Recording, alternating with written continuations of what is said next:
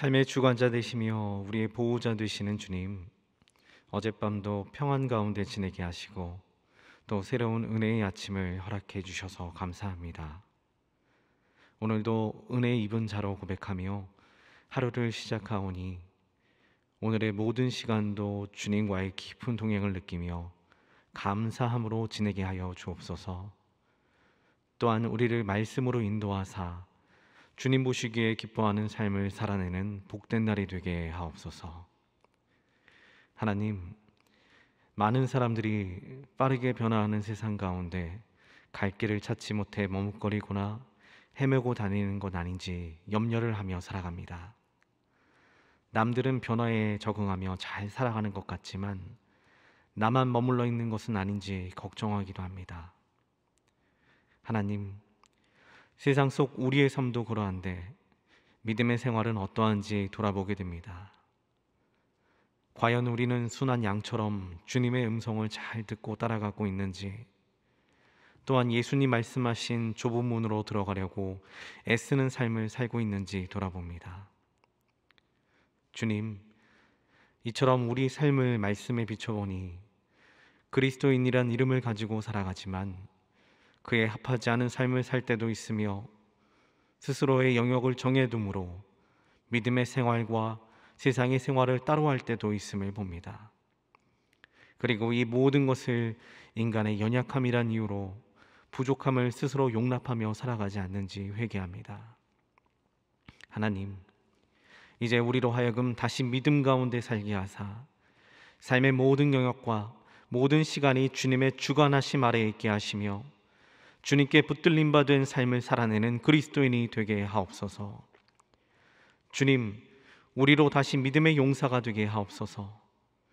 담대한 믿음으로 순종의 열매를 맺게 하시며 세상이 감당하지 못하는 믿음의 거인들이 되게 하여 주옵소서. 또한 이 땅의 모든 교회와 세상 속 잠자고 있는 믿음의 거인들을 깨워주사 다시 예배로, 다시 복음으로, 다시 예수의 이름으로 세상의 빛과 소금이 되어 하나님 나라의 기치를 높이 들고 일어서게 하여 주옵소서. 하나님, 열방을 위해 기도합니다. 전 세계적으로 식량의 수확은 줄어가고 있고 에너지를 만들 자원들은 고갈이나 보급로들이 막혀 많은 사람들이 어려움을 겪고 있습니다. 스리랑카에는 식량도 차량을 움직일 수 있는 기름도 구할 수가 없어서 수많은 이들이 실직을 하고 배고픔을 겪는다고 합니다. 또한 유럽에 찾아온 극심한 폭염으로 많은 사람들이 고통스러워한다고 합니다. 그리고 여전히 러시아의 침공으로 전쟁을 겪고 있는 우크라이나엔 많은 군인들과 민간인들이 날마다 희생되고 있습니다. 주님, 이 모든 문제를 인지한 각국의 지도자들과 위정자들에게 하나님의 선한 마음과 올바른 지혜를 부어주셔서 이 어려운 시기를 함께 극복해 나갈 수 있게 도와주옵소서. 전쟁은 그치며 굶주림의 시간은 지나가고 풍요롭게 하시며 자연의 모든 환경들이 잘 회복되고 보존될 수 있도록 인도하여 주옵소서. 하나님, 이와 같은 때에 열방의 주님의 교회들을 사용하사 주님 베푸신 긍휼을 흘려보내므로 많은 이웃들을 구제케 하시고 주님 창조하신 세상에 대한 감사와 경이로움을 회복시키사 자연에 대한 소중함을 일깨워 보존하고 사랑함으로 지켜내는 데 앞장서게 하옵소서. 세계 곳곳 수고와 눈물로 복음을 심고 있는 선교사님들을 기억하여 주옵소서. 코로나의 긴 암흑과 같던 시절을 보내며 오직 기도와 사명으로 견디고 버틴 주님의 종들이오니 이제 다시 복음의 소명을 가지고 그 땅을 회복시키며 하나님 나라를 선포함으로 복음화의 꿈을 이어나가게 하옵소서. 모든 선교사님과 그 가족에게 영육의 강건함을 주시고 물질적으로도 부족하지 않도록 채워주옵소서. 또한 하나님 맡겨주신 사역마다 많은 열매를 맺음으로 주님과 세상에 칭찬받는 귀한 사역자들이 되게 하여 주옵소서. 하나님, 점점 깊어져가는 여름, 바깥에서 일을 하는 분들과 더위로 인해 밤잠을 편안히 이루지 못하는 분들이 많음을 듣습니다. 뜨거운 태양 아래 일하는 일용직 노동자들과 밭의 농부들, 그리고 거리에서 맡은 일들을 성실하게 감당하시는 모든 분들을 기억하며 이들로 인해 많은 것들을 누리고 필요를 공급받고 있음을 감사하며 살게 하옵소서. 또한 이 모든 분들에게 기쁨과 보람이 있을 수 있도록 도와주옵소서. 하나님, 그리고 이 땅 어딘가에 선풍기조차 마음 놓고 돌릴 수 없이 혹독한 여름을 보내는 독고 어르신들과 어려운 이웃들을 기억하여 주옵소서. 비록 우리의 손과 눈이 닿지 않아 알 수 없는 상황도 있으나 우리를 사용하사 중보와 도움의 손길이 되게 하시며 하나님의 은혜의 통로가 되게 하여 주옵소서. 하나님, 소망교회 교회학교 수련회가 진행되고 있는 가운데 큰 은혜를 베풀어 주시길 소망합니다. 오늘은 어제부터 진행된 드림부와 소망부 수련회가 소망 수영관에서 있습니다. 모든 것을 주관하시는 주님께서 안전하고 평안히 마칠 수 있게 하시고, 또한 앞으로 다가오는 수련회와 또 선교 여행에도 하나님께서 동행하심으로 은혜의 시간이 될 수 있게 도와주옵소서. 하나님, 오늘도 병상에서 아버지의 도움을 구하는 성도들과 마음의 평안과 주님의 지혜 그리고 선택의 기로 가운데 주님을 찾는 이들이 있습니다. 긍휼과 능력이 충만하신 주님께서 치유와 평안을 허락해 주옵소서. 더 이상 염려가 아닌 감사의 기도가 되도록 우리 기도에 응답해 주옵소서. 하나님, 이제 말씀 앞으로 나아갑니다. 에스겔서의 말씀을 통해 하나님의 마음을 배우게 하시고 우리에게도 말씀하사 순종과 감사의 삶을 살기를 소망합니다. 또한 더욱 주의 마음을 닮아감으로 완전에 이르는 거룩한 삶을 이루어가게 하옵소서. 이 모든 간구 거룩하신 예수님의 이름으로 기도드립니다. 아멘. 오늘 하나님께서 우리에게 주신 말씀은 에스겔 1장 28절 하반부부터 3장 3절까지의 말씀입니다. 우리 함께 합독하도록 하겠습니다. 내가 보고 엎드려 말씀하시는 이의 음성을 들으니라. 그가 내게 이르시되 인자야 내 발로 일어서라. 내가 내게 말하리라 하시며 그가 내게 말씀하실 때에 그 영이 내게 임하사 나를 일으켜 내 발로 세우시기로 내가 그 말씀하시는 자의 소리를 들으니 내게 이르시되 인자야 내가 너를 이스라엘 자손 곧 패역한 백성 나를 배반하는 자에게 보내노라. 그들과 그 조상들이 내게 범죄하여 오늘까지 이르렀나니 이 자손은 얼굴이 뻔뻔하고 마음이 굳은 자니라. 내가 너를 그들에게 보내노니 너는 그들에게 이르기를 주 여호와의 말씀이 이러하시다 하라. 그들은 패역한 족속이라. 그들이 듣든지 아니 듣든지 그들 가운데 선지자가 있음을 알지니라. 인자야 너는 비록 가시와 찔레와 함께 있으며 전갈 가운데 거주할지라도 그들을 두려워하지 말고 그들의 말을 두려워하지 말지어다. 그들은 패역한 족속이라도 그 말을 두려워하지 말며 그 얼굴을 무서워하지 말지어다. 그들은 심히 패역한 자라. 그들이 듣든지 아니 듣든지 너는 내 말로 고할지어다. 너 인자야 내가 내게 이르는 말을 듣고 그 패역한 족속같이 패역하지 말고 내 입을 벌리고 내가 내게 주는 것을 먹으라 하시기로 내가 보니 보라 한 손이 나를 향하여 펴지고 보라 그 안에 두루마리 책이 있더라. 그가 그것을 내 앞에 펴시니 그 안팎에 글이 있는데 그 위에 애가와 애곡과 재앙의 말이 기록되었더라. 또 그가 내게 이르시되 인자야 너는 발견한 것을 먹으라.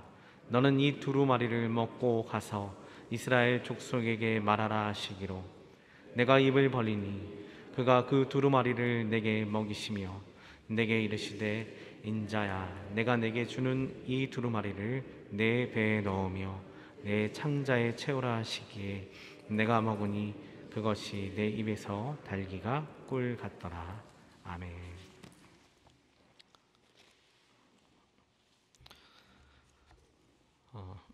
사역을 하면서 여러 성도님들의 이야기를 많이 듣게 됩니다. 그 이야기들 중에는 참 은혜가 되는 이야기가 많은데요. 그 중에 성도님들 중에는 상실이라고 하는 큰 아픔을 가지고 있음에도 불구하고 직분을 잘 감당하고 계시는 분들의 이야기를 많이 듣습니다. 그러면 마음속으로 생각하기를 어떻게 저렇게 일하시지 생각이 들면서 참 놀라움과 깊은 감동이 들 때가 많습니다.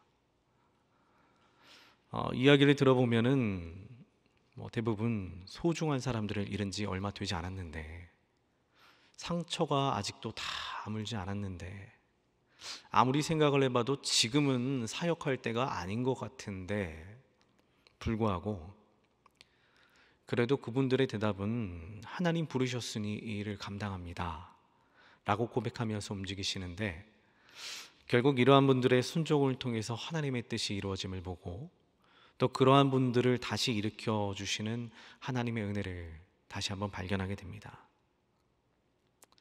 오늘 에스겔의 상황도 마찬가지입니다. 에스겔은 사독 제사장 가문의 피를 이어받은 사람으로 주의 일을 맡은 자입니다. 또한 선택받은 자의 삶을 살아야 함에도 불구하고 지금 현재의 모습은 처참한 포로의 모습입니다.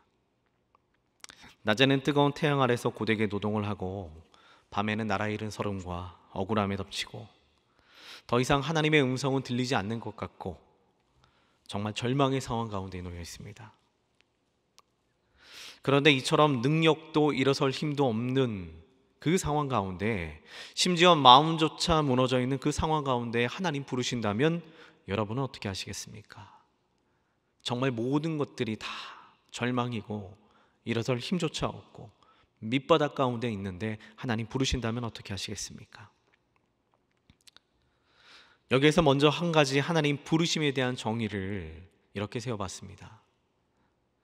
하나님의 부르심은 상황과 환경을 뛰어넘는 신비이자 무너진 자를 일으켜 주시고자 하시는 그분의 은혜입니다.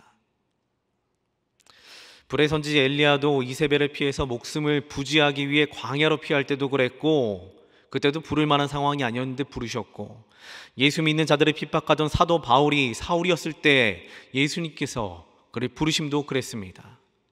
모두 부르심을 받을 만한 상황과 환경이 아니었는데 그럼에도 불구하고 하나님께서는 그분의 뜻을 이루시고자, 하나님의 뜻을 이루시고자 모든 조건을 뛰어넘는 강권함으로 그들을 부르십니다. 오늘 에스겔의 부르심도 마찬가지입니다. 자, 그럼 오늘 본문을 읽어보며 그 부르심에 대해서 함께 알아가 보도록 하겠습니다. 28절 하반부부터 2장 2절까지의 말씀을 함께 읽어보겠습니다. 내가 보고 엎드려 말씀하시는 이의 음성을 들으니라. 그가 내게 이르시되 인자야 내 발로 일어서라. 내가 내게 말하리라 하시며 그가 내게 말씀하실 때에 그 영이 내게 임하사 나를 일으켜 내 발로 세우시기로 내가 그 말씀하시는 자의 소리를 들으니. 에스겔 1장에서 나타난 하나님의 위엄을 보여주는 놀라운 환상 끝에 엎드려 있는 에스겔을 향한 하나님의 부르심이 기록이 되어 있습니다. 그리고 주님께서 명령하시기를 인자야 내 발로 일어서라 라고 하십니다. 여기에서 인자라는 말은 하나님께서 에스겔을 부르실 때 사용되던 독특한 단어인데, 에스겔서에서 가장 많이 사용되는 특별한 단어로서 영어로는 Son of Man, 그리고 이를 깊은 의미로 번역하자면 흙으로 지음받은 인간의 아들이요, 흙으로 지음받은 인간의 아들이요 라는 의미를 가지고 있습니다.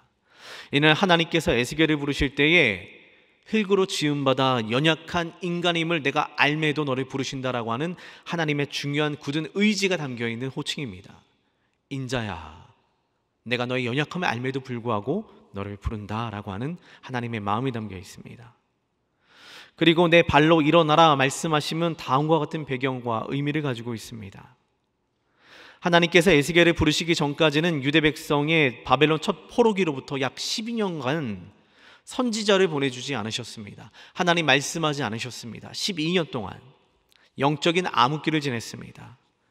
그 당시 선지자가 없다는 것은 하나님의 음성을 듣지 못한다는 것, 하나님과의 관계가 끊겼다는 것, 축복이 더 이상 없다는 것을 말합니다. 어느 학자들의 견해에 따르면 이사야 29장 14절의 말씀의 성취다.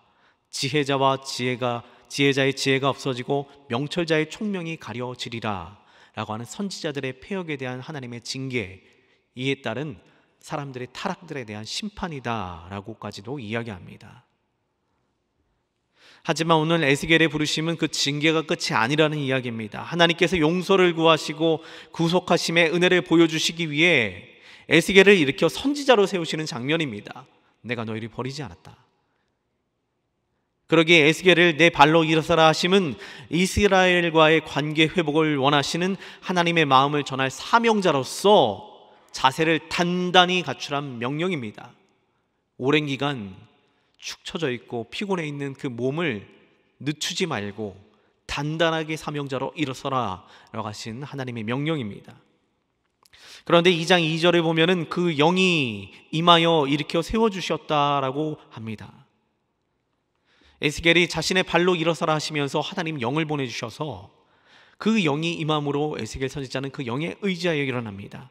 이는 결국 하나님의 부르심은 인간의 선택적인 응답이 아니라 하나님의 주권 아래, 하나님의 주도하심 아래 수동적으로 움직여지는 은혜임을 보여주는 장면입니다. 부르심 가운데 인간의 응답이 선택이 되는 것이 아니라 하나님께서 주관하심 아래 우리를 일으켜 세워주시는 하나님의 능력이 담겨있는 장면입니다. 마치 모세가 바로 앞에 설 때에 본인의 의지로 서는 것이 아닌 하나님의 능력의 통로로 서 있던 것처럼 말입니다. 그러기에 하나님의 부르심은 내 의지와 선택으로 완성되는 것이 아닌 하나님의 강력한 주권과 그 의지의 순종함으로 완성됨을 기억하시기 바랍니다. 그리고 이어서 들으라 하는 말씀에 집중해 봅시다. 여러분, 주님의 사명은 하나님의 음성을 들음으로부터 시작됨을 시사합니다. 그리고 그때 들려오는 음성이 곧 하나님의 마음이자 그 마음이 바로 사역의 동기가 됩니다. 다시 말해 하나님 맡겨주신 사명은 우리 마음의 긍휼함이나 열심히 동기가 되는 것이 아니라 하나님께서 이렇게 마음이 아프시대, 가서 그 마음을 전해야겠구나, 이렇게 하면 하나님 마음 아프시구나, 이를 먼저 들음으로부터 모든 사명이 시작이 됩니다. 그러기에 반복해서 말씀드립니다. 부르심은 우리의 뜻과 의지가 아닌 하나님께서 말씀하신 바를 듣고 내가 무엇을 해야 할지를 정하고 순종을 다짐하는 시간입니다. 에스겔은 이 들으라 하는 명령에 내가 그 말씀하시는 자의 소리를 들으니 라고 하며 경청의 자세를 취합니다. 이는 곧 부르심을 받은 자들이 취해야 될 아주 중요한 태도입니다. 경청하는 자세. 여러분, 이는 그 당시 하나님의 말씀을 듣지 않았던 선지자들과는, 백성들과는 다르게 어떠한 상황이든지 어떠한 모습이든지 지금은 내가 들을 만한 상황이 아니라 할지라도 하나님의 음성을 듣는데 심혈을 기울인 사람임을 암시합니다. 이처럼 하나님께서는 귀를 기울여 듣는 자를 부르시고 사용하심을 기억하시기 바랍니다. 그러면서 이 에스겔에게 하나님의 마음을 들려주십니다. 우리 3절과 4절 말씀을 함께 읽어보도록 하겠습니다. 내게 이르시되 인자야, 내가 너를 이스라엘 자손 곧 패역한 백성 나를 배반하는 자에게 보내노라. 그들과 그 조상들이 내게 범죄하여 오늘까지 이르렀나니 이 자손은 얼굴이 뻔뻔하고 마음이 굳은 자니라. 내가 너를 그들에게 보내노니 너는 그들에게 이르기를 주 여호와의 말씀이 이러하시다 하라. 여러분, 부름받은 이에게 하나님의 마음을 들려주심은 이와 같이 하나님의 음성을 들려주심으로 하나님의 마음을 알려주심은 우리로 하여금 두 가지를 하라고 하심으로 저는 분류를 해봤습니다. 하나님의 음성이 혹시 우리 귓가에 들린다, 하나님의 마음이 혹시 우리 가운데 알려진다, 그러면 첫 번째 우리가 해야 되는 자, 부름을 받은 우리가 해야 되는 첫 번째는 곧 하나님의 마음에 공감하는 것입니다. 하나님께서는 백성들을 향해 패역한 백성이요 배반한 자, 뻔뻔하고 마음이 굳은 자라고 하시며 슬픔과 분노의 마음을 내비쳐 주십니다. 하나님께서 이들을 이렇게 보신 데에는 그런 이유가 있습니다. 여러분, 에스겔 전체에서 지적하는 바 유대 백성들은 포로로 끌려오면서 매우 큰 오해를 한 가지 하고 있었는데, 이들은 그 당시 본인들이 당하고 있는 이 포로와 고통의 시간이 자신들의 죄과가 아니라 조상들이 지은 죄 때문에 우리가 이렇게 당하는 거야 라고 생각을 하고 있었습니다. 그래서 자신들은 무고한데 억울한데 하나님 불공평하신 것 같네 라고 하며 하나님께 불평했던 것입니다. 이게 나중에도 보겠지만 에스겔 18장에도 기록된 바 너희가 이스라엘 땅에 관한 속담에 이르기를 아버지가 신포도를 먹었으므로 그의 아들의 이가 시리다 함은 어찌 됨이냐. 조상들의 죄로 인해 너희들의 이가 시리다 함은 어찌 됨이냐. 그리고 이들 가운데는 큰 오해, 모순이 담겨 있습니다. 자신들은 조상들의 죄로 징벌을 받는 것이 부당하다고 여기면서도 아브라함의 의의 복은, 선민으로서 누리고자 하는 복은 여전히 누리고자 하는 그와 같은 이중적인 마음을 갖고 있기 때문에 하나님께서는 이들을 뻔뻔한 자요, 마음이 굳은 자요, 자신들을 돌아보지 못하는 자요 라고 알고 있는 것입니다. 하지만 에스겔 말씀에는 조상 때부터 오늘 곧 예언의 선포의 순간까지도 여전히 동일한 범죄를 저지르고 있는 이스라엘의 모습을 보여주고 있습니다. 이에 오늘 하나님께서는 이들에게 서운한 마음을, 그리고 분노의 마음을, 슬픔의 마음을 에스겔 선지자에게 들려주십니다. 이에 대해서 에스겔 선지자는 이를 공감합니다. 하나님 마음 아프시구나. 하나님 저와 같은 마음을 가지고 계시구나. 그래서 5절 말씀은 이렇게 얘기합니다. 그들은 패역한 족속이라 그들이 듣든지 아니 듣든지 그들 가운데 선지자가 있음을 알지니라. 이 말씀은 7절에도 반복이 됩니다. 여러분, 하나님의 마음은 패역이란 말을 쓸 정도로 이스라엘 향한 안타까운 마음을 보여줍니다. 여기에서 패역이라는 말은 귀는 있으나 하나님의 말씀을 듣고자 하는 마음이 없는 것을 패역이라고 표현하며 그들이 듣든지 아니 듣든지 라고 주님께서 단서를 남기십니다. 여러분, 이는 마치 사울 왕이 여호와 하나님 말씀을 거역하고도 잘못을 인정하기를 거부한 모습을 떠올리면 됩니다. 그들은 잘못했으나 하나님의 음성 듣기를 거절했는데 이를 패역하다 하시며 슬픔의 마음을 전해주고 계십니다. 여러분, 하나님께서 주시고자 하는 마음은 지금 당장에는 고통이자 아픔이지만 그 말씀의 결과는 회복과 소망인데 그 마음이자 은혜는 무시한 채 하나님의 마음을 아프게 합니다. 부름받은 자는 이러한 하나님의 음성에 귀를 기울이며 그 마음에 전적으로 공감해야 하는 것이 부름받은 자의 가장 중요한 태도입니다. 내 마음은 사실 동의가 안 돼도 이는 강압적으로 공감하는 것이 부름받은 자의 태도가 되어야 됩니다.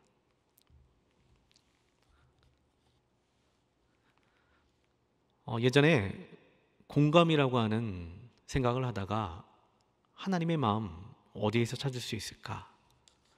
요나의 이야기밖에 떠오르는 게 없었습니다. 요나가 니느웨, 야 너희 망할 거야, 너희 망할 거야. 마음속으로는 내심 기뻐했겠죠. 자신들을 그렇게 힘들게 했던 땅이 망한다니까. 그래서 하룻길을 걸으면서 너희는 멸망할 것이다, 회개하라 하고 멀찌감치 앉아서 그들이 망하는 것을 지켜봅니다. 부름받은 자가 그와 같은 마음을 가졌습니다. 그러자 하나님께서 박농쿨의 이야기를 통해서 요나 선지자의 마음을 책망하십니다. 너는 박농쿨 하나 하룻밤에 생겼다가 없어지는 것 하나 가지고도 그렇게 분노하는데 이 땅에는 내가 지은 동물과 백성, 이 수많은 사람들을 내가 아끼고 사랑하는 것이 당연하지 않느냐. 이는 곧 요나 선지자를 향해 이렇게 얘기하심입니다. 너는 왜 내 마음에 같이 함께 공감해 주지 않니? 라고 하는 하나님의 안타까운 마음이 담겨 있었습니다. 여러분, 우리는 하나님의 마음에 공감하는 삶을 살기를 바랍니다. 그리고 둘째로 부르심을 받은 자들이 해야 할 일은 하나님의 음성에 공명하라입니다. 마치 악기 울림통이 소리를 받아가지고 그 음을 내듯이 우리도 그분의 마음에 공감하며 그 마음과 음성을 공명하기를 바라시는 하나님의 마음이 늘 담겨 있음을 기억하시기 바랍니다. 공명이란 말은 이렇게 예를 들어 볼 수 있습니다. 저희도 파이프 오르간이 있지만 파이프 오르간을 제작하던 최고의 명장 마이스트로가 있던 인터뷰입니다. 그 마이스트로가 파이프 오르간에 들어가는 한 파이프를 두고 정성스럽게 만들고 있길래 PD가 와서 물었습니다. 파이프 하나 제작하시는데도 많은 공이 들어가네요. 그러자 마에스트로가 대답에 아주 근사하게 합니다. 네, 이 파이프는 평생 한 음만 내면 충분하게 제가 심혈을 기울여서 만듭니다. 평생 단 한 음만 낸다. 이게 바로 공명입니다. 이게 바로 사명자가 하나님의 말씀에 공명하는 모습입니다. 하나님 주신 음성에 어떠한 것도 덧붙이지 아니하고 그대로 소리를 내는 것, 이것이 바로 부르심에 공명하는 모습입니다. 이것이 부르심을 받은 자들이 가져야 될 태도입니다. 하나님의 마음을 알았다면 그 마음에 따라서 그 음성에 같이 공명하는 겁니다. 덧붙이지 아니하고 포장하지 아니하고, 이것이 가장 부름받은 자의 중요한 자세 중에 하나입니다. 그러면서 6절 말씀에는 이 사역이 쉽지 않을 것이라는 말씀도 덧붙여줍니다.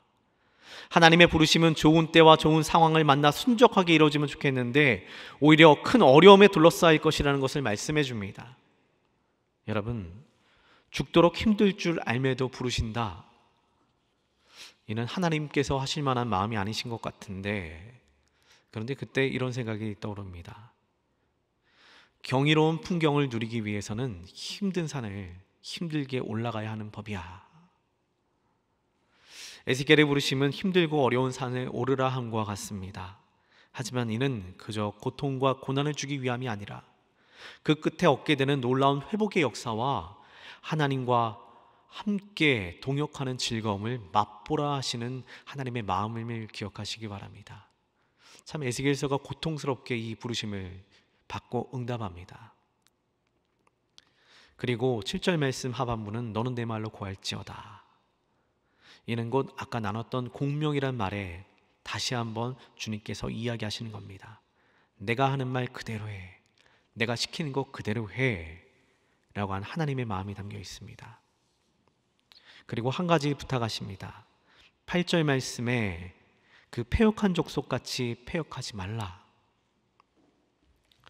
세상 상황과 환경에 따라서 다른 소리를 내는 사람이 되지 말라는 이야기입니다. 하나님의 음성을 받들었으면 그 말씀과 그 음성이 오로지 한 길입니다. 한 음입니다. 그 음 가운데 거하라는 이야기입니다.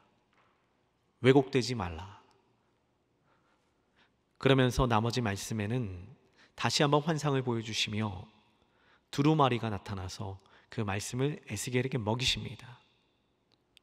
이는 곧 그 말씀이 그 삶 가운데, 에스겔 가운데 체화된 모습을 보여주고 있는 것입니다. 오늘 이 말씀도 여러분들에게 하나님께서 먹여주셨습니다. 그리고 또 그 말씀을 먹으라 말씀하시는 분도 주님이라고 여겨집니다. 그렇기 때문에 우리도 오늘 부르심 받은 자에 대한 모습을 배웠으니 공감하고 공명하고, 또한 그럼에도 불구하고 패역한 길로 가지 않는 여러분들로 하루를 살아가시며 승리하는 소망의 성도들 되시길 주님의 이름으로 축원드립니다. 같이 기도하겠습니다. 하늘에 계신 우리 아버지, 아버지의 이름을 거룩하게 하시며 아버지의 나라가 오게 하시며 아버지의 뜻이 하늘에서와 같이 땅에서도 이루어지게 하소서.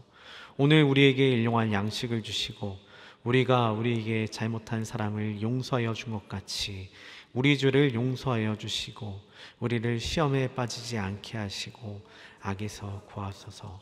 나라와 권능과 영원히 아버지의 것입니다. 아멘.